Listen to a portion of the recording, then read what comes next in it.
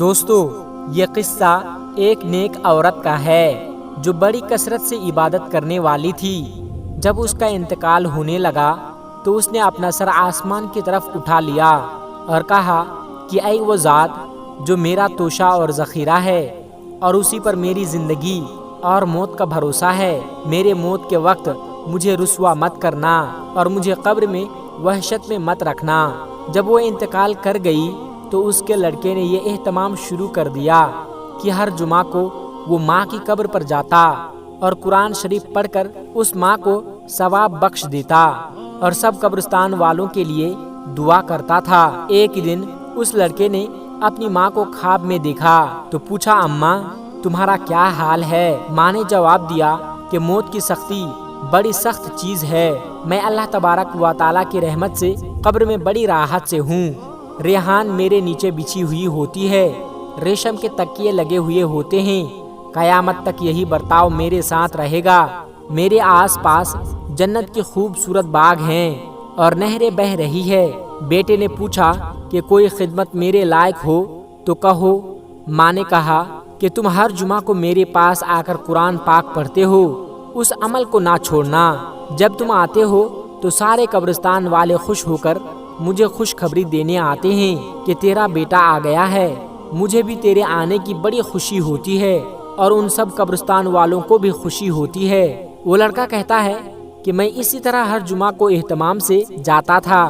اس کے بعد ایک دن میں نے خواب میں دیکھا کہ بہت بڑا مجمع عورتوں اور مردوں کا میرے پاس آیا۔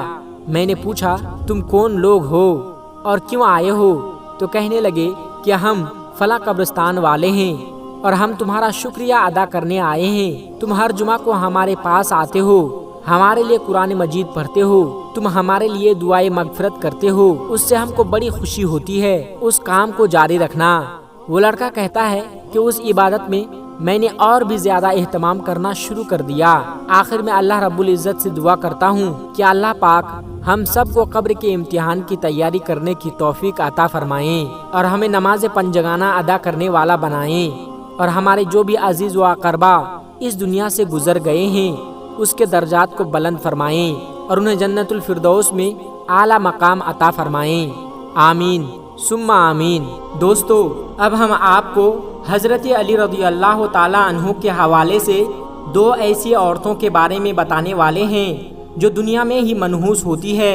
تو وہ عورتیں کون کون سی ہیں آگے ہم آپ کو ضرور بتائیں گے، لیکن ویڈیو شروع کرنے سے پہلے آپ لوگوں سے ایک چھوٹی سی گزارش ہے کہ اس ویڈیو کو ایک لائک کر کے چینل کو سبسکرائب ضرور کر لیجئے گا۔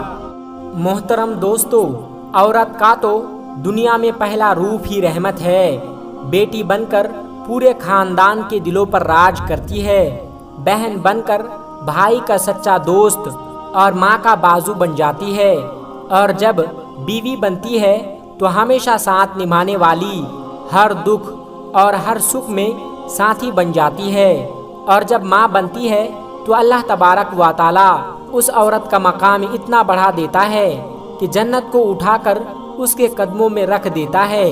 حضرت امام علی رضی اللہ تعالیٰ عنہ نے فرمایا کہ مرد کی مردانگی کی سب سے عظیم سطح یہ ہے کہ مرد کی وجہ سے کبھی کسی عورت کی آنکھوں میں کوئی آنسو نہ آئے۔ دوستو معاشرے میں عورتوں کا فطری مقام اس کا گھر ہے جہاں وہ اپنی چھوٹی سی ریاست کی ملکہ ہے۔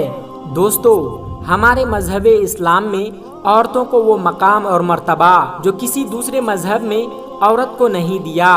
ہمارے مذہب اسلام نے مرد کو عورت کا محافظ قرار دیا ہے، اور یہ ہمارا ہی مذہب اسلام ہے جس نے رشتوں کی پہچان کرائی۔ آج کی اس ویڈیو میں ہم آپ کو عورت کی کچھ خوبیاں بتانے جا رہے ہیں جن خوبیوں سے عورتوں کا کردار مزید مزین ہو جاتا ہے۔ لیکن دوستو اس کے ساتھ ساتھ ہم بات کریں گے عورت کی دو غلطیوں کے بارے میں جس سے عورت کو منحوس قرار دیا گیا ہے۔ یہ دو کام جو بھی عورت کرتی ہے تو وہ منحوس عورت ہوتی ہے۔ اس حوالے سے ہم آپ کو حضرت علی رضی اللہ تعالیٰ عنہ کا فرمان بھی بتائیں گے کہ حضرت علی رضی اللہ تعالیٰ عنہ نے اس کے بارے میں کیا فرمایا ہے۔ تو دوستو ہم امید کرتے ہیں کہ حضرت علی رضی اللہ تعالیٰ عنہ کا نام سن کر آپ نے ویڈیو کو لائک تو کیا ہی ہوگا اور چینل کو سبسکرائب تو کیا ہی ہوگا۔ تو چلیے ویڈیو کی شروعات کرتے ہیں۔ ایک مرتبہ حضرت علی رضی اللہ تعالیٰ عنہ کے پاس ایک شخص آ کر کہنے لگا کہ یا علی، وہ کون سی عورت ہے جو گھر کے لیے منحوس ہوتی ہے؟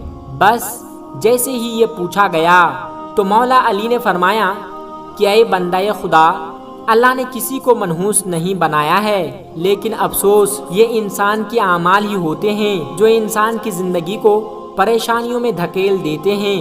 تو اس نے پوچھا کہ یا علی، وہ کون سے کام ہے؟ تو حضرت علی نے فرمایا کہ گھر کے لیے وہ عورت پریشانی کا سبب بنتی ہے جس کی رگ رگ میں یہ دو عیب پائے جائیں۔ پہلا عیب کہ وہ اپنے گھر کے لوگوں کی غیبت کرتی ہو، ادھر کی بات ادھر پہنچاتی ہو، اور دوسرا عیب کہ وہ بار بار جھوٹ بولتی ہو۔ یاد رکھنا، یہ وہ بری عادتیں ہیں جو کسی بھی عورت میں ہوگی، اپنے ساتھ گھر والوں کو بھی برباد کر دیتی ہے۔ یہ دو کام جو بھی عورت کرتی ہے تو وہ گھر کی خوشحالی، برکت اور سکون کو برباد کر دیتی ہے۔ تو دوستو، یہ دو کام، ایک غیبت کرنا اور دوسرا جھوٹ بولنا، یہ دو کام عورتوں کو نہیں کرنی چاہیے، اس کے ساتھ ساتھ مردوں کو بھی نہیں کرنی چاہیے، کیونکہ یہ بہت بڑا گناہ ہے۔ دوستو، اس کے علاوہ نیک عورتوں کی خوبیوں کے بارے میں بات کریں تو ہم آپ کے لیے نیک عورت کی چند خوبیاں بیان کرتے ہیں۔ ہماری بہنیں یہ بات یاد رکھیں کہ جب بھی نیک عورت کی خوبیوں کی بات ہوگی تو شوہر کی فرما برداری سر فہرست ہوگی۔ قرآن پاک میں اللہ تبارک و تعالیٰ فرماتا ہے کہ نیک عورتیں وہ ہیں جو فرما بردار ہے اور شوہر کی غیر موجودگی میں اللہ تبارک و تعالیٰ کی حفاظت میں اپنے مال و آبرو کی حفاظت کرنے والی ہے۔ نبی کریم صلی اللہ علیہ وسلم سے پوچھا گیا کہ سب سے بہترین عورت کون سی ہے؟ تو آپ صلی اللہ علیہ وسلم نے فرمایا کہ وہ عورت کہ جب شوہر اسے دیکھے تو اسے خوش کر دے، اور جب شوہر اسے حکم دے تو اس کی اطاعت کرے، اور اپنی جان و مال میں شوہر کا ناپسندیدہ کام نہ کرے اور اس کی مخالفت نہ کرے۔ عورت کی محبت اور اس کی اطاعت میں سب سے زیادہ حقدار اس کا شوہر ہے۔ اس کا اندازہ اس بات سے بھی لگایا جا سکتا ہے کہ نماز عبادت کی نہایت ہی اعلیٰ قسم ہے اور سجدہ اس کی چوٹی ہے، لیکن شریعت نے اس کا مقام اور مرتبہ واضح کرنے کے لیے اتنی اونچی مثال بیان کی ہے کہ حضرت ابو ہریرہ رضی اللہ تعالی عنہ سے روایت ہے کہ نبی پاک صلی اللہ علیہ وسلم نے ارشاد فرمایا کہ گھر میں اللہ تبارک و تعالیٰ کے سوا کسی کو سجدہ کرنے کا حکم دیتا تو میں بیوی کو حکم دیتا کہ وہ اپنے شوہر کو سجدہ کرے۔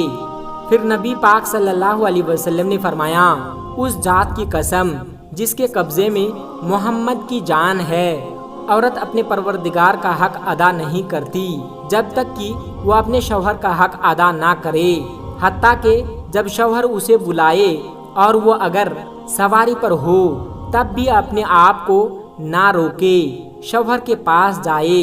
صحیح حدیث میں ہے کہ جس شوہر کو اپنی بیوی سے تکلیف ہوتی ہے تو جنت کی حور اسے بد دعا دیتی ہے۔ دوستو، نیک عورت کی ایک بڑی خوبی بھی ہے کہ ستر و حجاب کی مکمل پابندی کرنے والی ہو۔ مسلمان عورتوں کے لیے پردہ اسلام کی خصوصیات اور اس کے محاسن میں سے ہے۔ پردے میں عورت کی عزت حفاظت ہے، پردہ رحمت ہے۔ اسلام میں عورتوں کو بیش قیمتی قرار دیا ہے، اس لیے اس کی حفاظت اور زیانت کا خصوصی اہتمام کیا گیا ہے۔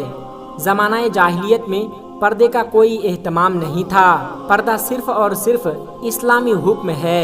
یہاں پر ہم اپنی بہنوں کو یہ بات بتاتے چلیں کہ شوہر کی اطاعت کتنی اہم ہے۔ قرآن حدیث میں اس کی تاکید کس طرح سے آئی ہے کہ جو کام کرو اس میں اپنے شوہر کی اجازت حاصل کرو۔ چند حدیث پاک آپ کے لیے عرض کرتا ہوں۔ نبی کریم صلی اللہ علیہ وسلم فرماتے ہیں کہ کوئی عورت اپنے شوہر کی موجودگی میں اس کی اجازت کے بغیر روزہ بھی نہ رکھیں۔ اسی طرح عورتوں کے لیے حکم ہے کہ شوہر کی اجازت کے بغیر کسی کو گھر میں داخل نہ ہونے دے، کیونکہ اللہ تبارک و تعالیٰ کا ارشاد ہے کہ جب کوئی اجنبی مرد کسی غیر عورت کے ساتھ تنہائی میں ہوتا ہے تو اس میں تیسرا شیطان بھی ہوتا ہے۔ ایک مسلمان مرد کو بھی چاہیے کہ عورت کے پاس اس کے شوہر کی غیر موجودگی میں نہ جائے۔ نبی پاک صلی اللہ علیہ وسلم کے ارشاد ہے کہ کوئی مرد کسی اجنبی عورت کے ساتھ بغیر ضرورت کے تنہائی میں نہ بیٹھے۔ دوستو، عورت کی آواز بھی پردہ ہے، وہ اجنبی مرد کے ساتھ ان شرائطوں کے ساتھ بات کر سکتی ہے۔ پہلی شرط یہ ہے کہ آواز میں لچک، شیرنی اور مٹھاس نہ ہو۔ دوسری شرط، صرف باقدر ضرورت بات کریں، جتنی ضرورت ہو اتنی بات کریں۔ تیسری شرط کہ پردے کی اوٹ سے بات کریں۔ اسی طرح شوہر کو بھی چاہیے کہ کسی غیر محرم سے بات نہ کرے، کسی غیر عورت سے بلا وجہ بات نہ کرے۔ آپ تمام بہنوں کے گھروں کو آباد کرے۔ اللہ تبارک و تعالی ان کے شوہروں کو اور فرما بردار بنائیں۔ آمین ثم آمین۔